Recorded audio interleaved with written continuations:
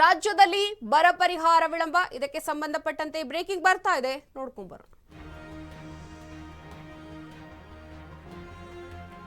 ರಾಜ್ಯದಲ್ಲಿ ಬರ ಪರಿಹಾರ ವಿಳಂಬ, ಕಾಂಗ್ರೆಸ್ನಿಂದ ಕೇಂದ್ರದ ವಿರುದ್ಧ ಸಮರ. ಮೋದಿ ಕರ್ನಾಟಕಕ್ಕೆ ಕೊಟ್ಟಿದ್ದು ಖಾಲಿ ಚೆಂಬು. ಮೋದಿ ಹಾಗೂ ಶಾ ರಾಜ್ಯವನ್ನ ದ್ವೇಷ ಮಾಡ್ತಾ ಇದ್ದಾರೆ, ರಾಜ್ಯದ ರೈತರನ್ನ ದ್ವೇಷ ಮಾಡ್ತಾರೆ. ಕೇಂದ್ರದ ವಿರುದ್ಧ ಕಾಂಗ್ರೆಸ್ ಇದೀಗ ಕೆಂಡಾಮಂಡಲ. ಕೇಂದ್ರ ಹಾಗೂ ರಾಜ್ಯ ನಡುವೆ ಸಾಕಷ್ಟು ಪಾಲಿಟಿಕ್ಸ್ ನಡೀತಾ ಇದೆ. ಬರ ಪರಿಹಾರವನ್ನ ನೀಡುವಂತೆ ಒಂದು ಕಡೆ ಸಾಕಷ್ಟು ಆಗ್ರಹವನ್ನ ಮಾಡಲಾಗ್ತಾ ಇದೆ. ಬರ ಪರಿಹಾರ ವಿಳಂಬ ಆಗಿರೋದಕ್ಕೆ ಮೋದಿಯ ವಿರುದ್ಧ ಸಾಕಷ್ಟು ಆರೋಪ ಪ್ರತ್ಯಾರೋಪಗಳನ್ನ ಮಾಡ್ತಾ ಇದ್ದಾರೆ. ಕೇಂದ್ರದ ವಿರುದ್ಧ ರಾಜ್ಯ ಸರ್ಕಾರ ಸಮರವನ್ನ ಸಾರ್ತಾ ಇದೆ. ಲೋಕ ಸಮರದ ವೇಳೆ ಪ್ರತಿಭಟನೆಯನ್ನ ಕೂಡ ಮಾಡ್ತಾ ಇದ್ದಾರೆ. ವಿಧಾನಸೌಧ ಗಾಂಧಿ ಪ್ರತಿಮೆ ಮುಂದೆ ದೊಡ್ಡ ಮಟ್ಟಿನಲ್ಲಿ ಪ್ರತಿಭಟನೆಯನ್ನ ನಡೆಸಿದ್ರು. ಬರ ಪರಿಹಾರ ಬಿಡುಗಡೆಗೆ ಆಗ್ರಹವನ್ನ ಮಾಡ್ತಾ ಇದ್ದಾರೆ. ಈ ಒಂದು ಪ್ರತಿಭಟನೆಯಲ್ಲಿ ಸಿಎಂ ಹಾಗೆ ಡಿಸಿಎಂ ಕೂಡ ಭಾಗಿಯಾಗಿದ್ರು. ಒಟ್ಟಾರೆ ಕೇಂದ್ರ ಸರ್ಕಾರದಿಂದ ಮಲತಾಯಿ ಧೋರಣೆ ಎದುರಿಸ್ತಾ ಇದ್ದೀವಿ ಅನ್ನುವಂತಹ ಮಾತನ್ನ ಹೇಳ್ತಾರೆ. ಕೇಂದ್ರ ಸರ್ಕಾರದ ವಿರುದ್ಧ ಸಿಎಂ ಸಾಕಷ್ಟು ಕಿಡಿಯನ್ನ ಕಾರ್ತಾ ಇರುವಂತದ್ದು. ಕಳೆದ ಸೆಪ್ಟೆಂಬರ್ 22ರಂದು ಬರ ಪರಿಹಾರಕ್ಕೆ ಮನವಿಯನ್ನ ಕೂಡ ಮಾಡಲಾಗಿತ್ತು. 7 ತಿಂಗಳೀಗ ಕಳೆದ್ರೂ ಕೂಡ ಕೇಂದ್ರದಿಂದ ಹಣವನ್ನ ಬಿಡುಗಡೆ ಮಾಡಿಲ್ಲ. 123 ತಾಲೂಕುಗಳು ಬರಪೀಡಿತ ಅಂತ ಘೋಷಣೆ ಮಾಡಿದ್ರೂ ಕೂಡ ಕೇಂದ್ರ ಸರ್ಕಾರದಿಂದ ಯಾವುದೇ ಪ್ರಯೋಜನ ಆಗಿಲ್ಲ ಅನ್ನುವಂತಹ ವಿಚಾರಕ್ಕೆ ಸಂಬಂಧಪಟ್ಟಂತೆ ಇದೀಗ ಕೈ ನಾಯಕರು ಪ್ರತಿಭಟನೆಯನ್ನ ನಡೆಸ್ತಾ ಇದ್ದಾರೆ. ಗಾಂಧಿ ಪ್ರತಿಮೆ ಮುಂದೆ ಪ್ರತಿಭಟನೆಯನ್ನ ನಡೆಸಿದ್ರು ಕೇಂದ್ರ ಸರ್ಕಾರದ ವಿರುದ್ಧ. ಇದೀಗ ಸಾಕಷ್ಟು ಕೆಂಡಾಮಂಡಲರಾಗಿದ್ದಾರೆ ಕೈ ನಾಯಕರು.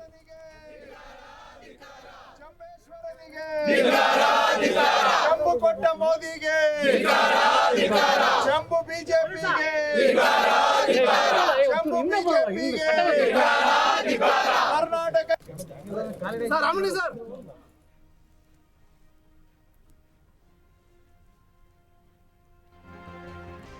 ರಾಜ್ಯ ಕಾನೂನು ಹೋರಾಟ ಮಾಡ್ತಾ ಇದೆ. ಒಟ್ಟಾರೆ ರೈತರಿಗೆ ಸಮಸ್ಯೆ ಅಂತ ಕೋರ್ಟ್ಗೆ ಕೂಡ ಹೋದ್ವಿ.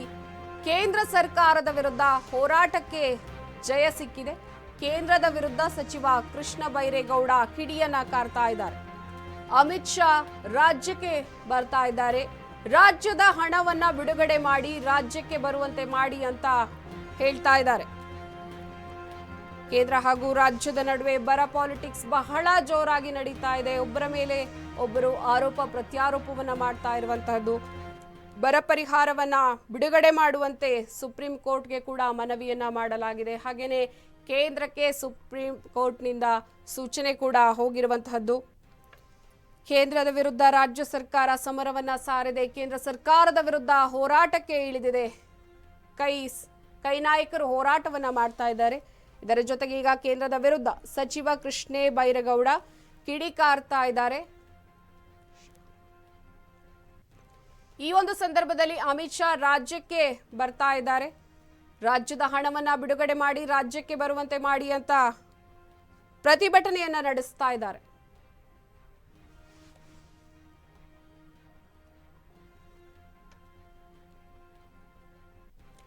ಇದೇ ವಿಚಾರಕ್ಕೆ ಸಂಬಂಧಪಟ್ಟಂತೆ ಕೃಷ್ಣ ಬೈರೇಗೌಡ ಅವರು ರಿಯಾಕ್ಷನ್ ಅನ್ನ ಕೊಟ್ಟಿದ್ದಾರೆ. ಏನ್ ಹೇಳ್ತಾರೆ ನೋಡ್ಕೊಂಡ್ ಬರೋಣ. ಕಾನೂನು ಹೋರಾಟಕ್ಕೆ ಇಳಿಯಬೇಕಾಗಿ ಬಂತು. ಅನಿವಾರ್ಯ ಸಂದರ್ಭದಲ್ಲಿ ಸುಪ್ರೀಂ ಕೋರ್ಟ್ನ ಮೆಟ್ಟಿಲು ಏರಬೇಕಾಗಿ ಬಂತು. ನಾವು ಅದನ್ನೇ ಕೇಂದ್ರ ಎಲ್ಲ ಅಧಿಕಾರಿಗಳ ಬಾಗಿಲು ತಟ್ಟಿ ಅವ್ರನ್ನ ಭೇಟಿ ಮಾಡಿ ಕೈ ಮುಗಿದಿದ್ದೇವೆ. ಮಾನ್ಯ ಹಣಕಾಸು ಸಚಿವರು, ಕೇಂದ್ರ ಗೃಹ ಸಚಿವರು, ಪ್ರೈಮ್ ಮಿನಿಸ್ಟರ್ನು ಭೇಟಿ ಮಾಡಿ ಅವರಿಗೆ ಶಾಲು ಹಾಕಿ ಹಾರ ಹಾಕಿ ಮೈಸೂರು ಪೇಟ ತರಿಸಿ ಕೈ ಮುಗಿದು ಅವ್ರ ಹತ್ರ ಕೇಳ್ಕೊಂಡ್ವಿ, ನಮ್ಮ ರಾಜ್ಯದ ರೈತರಿಗೆ ಬರಬೇಕಾಗಿರೋ ಬರ ಪರಿಹಾರ ಹಣ ಕೊಡಿ ಅಂತ. ಆದರೂ ಅವರಿಗೆ ಕರ್ನಾಟಕದ ರೈತರಿಗೆ ನ್ಯಾಯ ಕೊಡೋ ಮನಸ್ಸು ಬರಲಿಲ್ಲ. ಅನಿವಾರ್ಯವಾಗಿ 7 ತಿಂಗಳು ಕಾದು ಕಾದು ಕಾದು ಸಮಯಕ್ಕೆ ಸರಿಯಾಗಿ ಪರಿಹಾರ ಸಿಗದೆ ಹೋದ್ರೆ ರೈತರು ಹಾಳಾಗ್ತಾರೆ, ತೊಂದರೆ ಆಗುತ್ತೆ ಅಂತೇಳಿ ಪರಿಹಾರ ಕೊಡಲೇಬೇಕು ಅಂತ ನಾವು ಸುಪ್ರೀಂ ಕೋರ್ಟ್ ಮೆಟ್ಲು ಹತ್ತಿ ಕಾನೂನು ಹೋರಾಟವನ್ನ ಮಾಡಿ ಇವತ್ತು ನಮ್ಮ ಕಾನೂನು ಹೋರಾಟಕ್ಕೆ ಜಯ ಸಿಕ್ಕಿದೆ ಅಂತ ಹೇಳಿದ್ರೆ ಕರ್ನಾಟಕಕ್ಕೆ ಸಿಕ್ಕ ಜಯ ಇದು. ಕರ್ನಾಟಕದ ರೈತರಿಗೆ ಸಿಕ್ಕ ಜಯ. ಕೇಂದ್ರ ಸರ್ಕಾರ ಮಾಡ್ತಾ ಇರೋ ಅನ್ಯಾಯದ ವಿರುದ್ಧ ಕರ್ನಾಟಕದ ಹೋರಾಟಕ್ಕೆ ಸಿಕ್ಕ ಜಯ. ನಾವು ಇವತ್ತು ಡಿಮ್ಯಾಂಡ್ ಮಾಡ್ತಾ ಇದ್ದೇವೆ. ಮಾನ್ಯ ಗೃಹ ಸಚಿವರು ಕರ್ನಾಟಕಕ್ಕೆ ಬರ್ತಾ ಇದ್ದಾರೆ.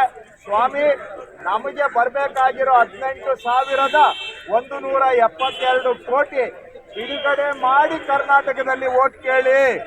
ಇಲ್ಲ ಅಂತ ಹೇಳಿದ್ರೆ ನಿಮಗೆ ವೋಟ್ ಕೇಳುವ ಹಕ್ಕು ಇಲ್ಲ. ನೀವು ಸುಪ್ರೀಂ ಕೋರ್ಟ್ ಅಲ್ಲಿ ಒಪ್ಕೊಂಡಿದ್ದೀರಿ, ಈ ವಾರದಲ್ಲಿ ಡಿಸಿಷನ್ ಮಾಡ್ತೀವಿ ಅಂತ. ಯಾಕೆ ಮೀನಾಮೇಷ ಎಣಿಸ್ತಾ ಇದ್ದೀರಾ? ರೈತರು ಇನ್ನೆಷ್ಟು ದಿನ ಕಷ್ಟ ಅನುಭವಿಸ್ಬೇಕು? ಇನ್ನ ಎಷ್ಟು ದಿನ ಈ ಬರಗಾಲದ ಸಮಸ್ಯೆ ಎದುರಿಸ್ಬೇಕು? ನಿಮಗೇನಾದ್ರೂ ಕರ್ನಾಟಕದ ಜನಗಳ ಬಗ್ಗೆ ಸಾಸಿವೆ ಕಾಳಿನಷ್ಟು ಕಾಳಜಿ ಇದ್ರೆ, ನ್ಯಾಯ ಧರ್ಮ ಅನ್ನೋದು ನಿಮಗೆ ಮೈಯಲ್ಲಿ ಒಂದು ಕಣನಾದ್ರೂ ಇದ್ರೆ, ತಕ್ಷಣ ಈ ಹಣವನ್ನ ಕರ್ನಾಟಕದ ರೈತರಿಗೆ ಬಿಡುಗಡೆ ಮಾಡಬೇಕು. ಅನಿವಾರ್ಯವಾಗಿ ಕಾನೂನು ಹೋರಾಟಕ್ಕೆ ಇಳಿಯಬೇಕಾಗಿ ಬಂತು. ಅನಿವಾರ್ಯ ಸಂದರ್ಭದಲ್ಲಿ ಸುಪ್ರೀಂ ಕೋರ್ಟ್ನ ಮೆಟ್ಟಿಲು ಏರಬೇಕಾಗಿ ಬಂತು.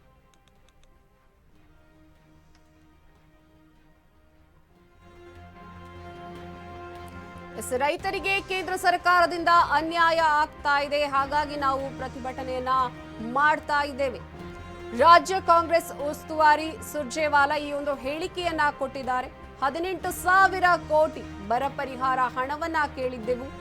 ಬರ ಪರಿಹಾರ ಹಣ ಬಿಡುಗಡೆಯಾಗುವವರೆಗೂ ಮೋದಿ ಶಾ ಕರ್ನಾಟಕದ ನೆಲಕ್ಕೆ ಯಾವುದೇ ಕಾರಣಕ್ಕೂ ಕಾಲಿಡಬಾರದು. ಕರ್ನಾಟಕಕ್ಕೆ ಕೇಂದ್ರ ದೊಡ್ಡ ಅನ್ಯಾಯವನ್ನ ಮಾಡಿದೆ ಅಂತ ಈ ಸಂದರ್ಭದಲ್ಲಿ ಹೇಳ್ತಾರೆ. ಒಟ್ಟಾರೆ ರಾಜ್ಯದಲ್ಲಿ ಬರ ಪರಿಹಾರ ವಿಳಂಬ, ದೊಡ್ಡ ಮಟ್ಟದಲ್ಲಿ ಸಮರ ನಡೀತಾ ಇದೆ.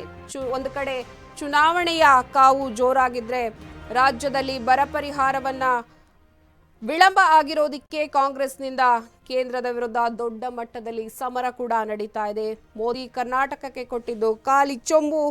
ಮೋದಿ ಹಾಗೂ ಶಾ ರಾಜ್ಯವನ್ನ ಒಂದು ಕಡೆ ದ್ವೇಷ ಮಾಡ್ತಾ ಇದ್ದಾರೆ, ರಾಜ್ಯದ ರೈತರನ್ನ ದ್ವೇಷ ಮಾಡ್ತಾ ಇದ್ದಾರೆ. ರಾಜ್ಯದ ರೈತರಿಗೆ ದೊಡ್ಡ ಮಟ್ಟದಲ್ಲಿ ಅನ್ಯಾಯ ಆಗ್ತಾ ಇದೆ ಅಂತ ಕೃಷ್ಣ ಬೈರೇಗೌಡ ಅವರು ಒಂದು ಕಡೆ ವಾಗ್ದಾಳಿಯನ್ನ ನಡೆಸ್ತಾ ಇದ್ದಾರೆ. ಇದರ ಜೊತೆಗೆ ರಾಜ್ಯ ಕಾಂಗ್ರೆಸ್ ಉಸ್ತುವಾರಿ ಸುರ್ಜೇವಾಲಾ ಕೂಡ ವಾಗ್ದಾಳಿಯನ್ನ ನಡೆಸ್ತಾ ಇರುವಂತದ್ದು.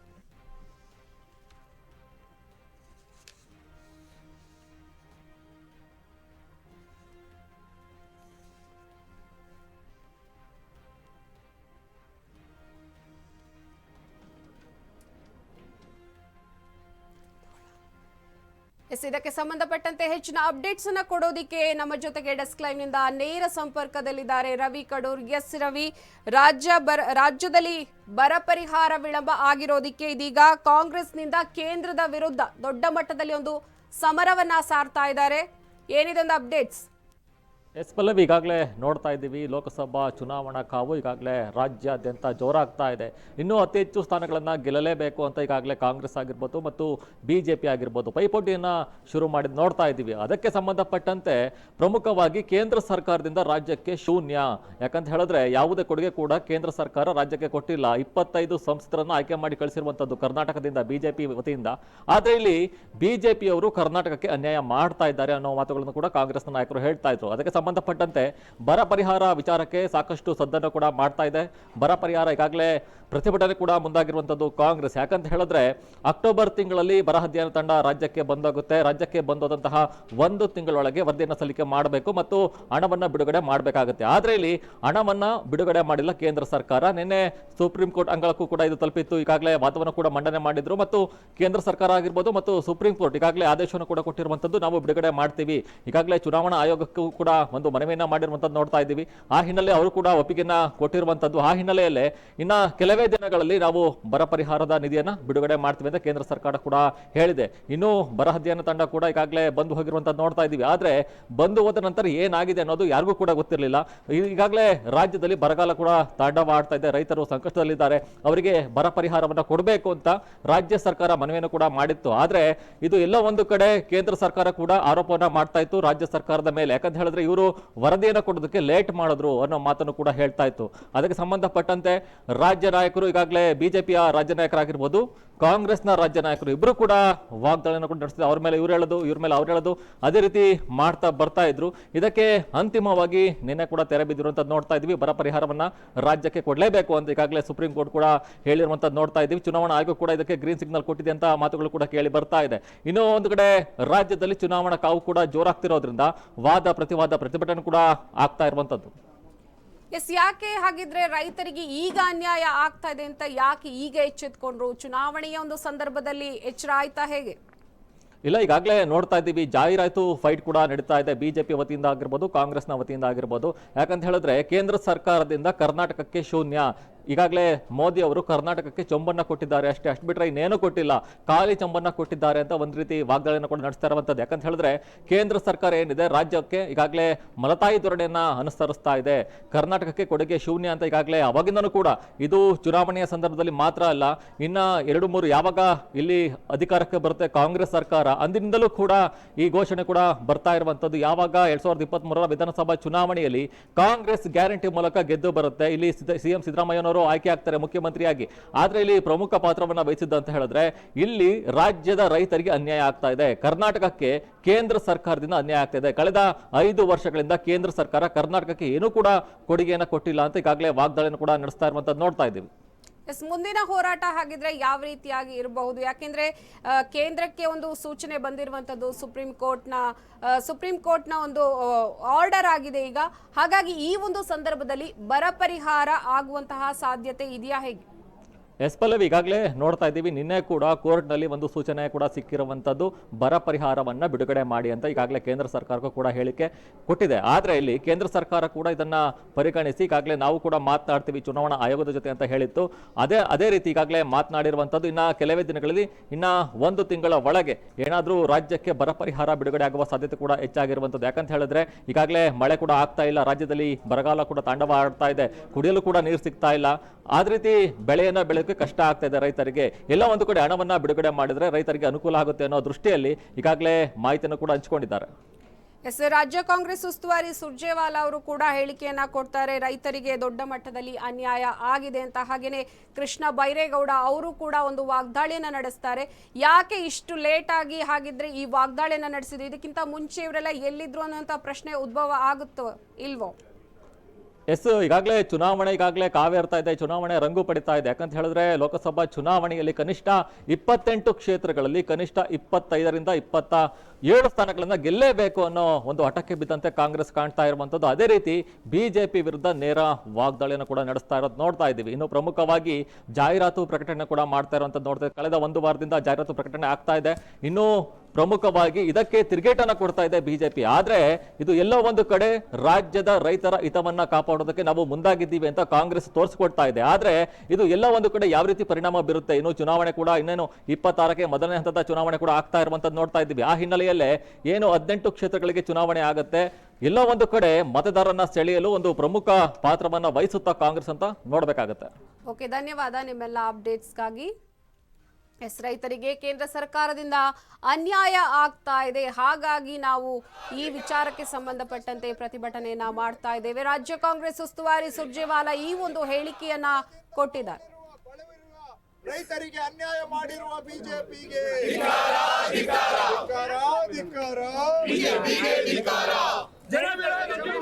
ಬಿಜೆಪಿಗೆ ಆದಾಯ ಯೋಜನೆಗೆ ಚಂಬು ಕೊಟ್ಟ ಬಿಜೆಪಿಗೆ ಆದಾಯ ಯೋಜನೆಗೆ ಚಂಬು ಕೊಟ್ಟ ಬಿಜೆಪಿಗೆ 52,000 ಕೋಟಿ ಚಂಬು ಕೊಟ್ಟ ಬಿಜೆಪಿಗೆ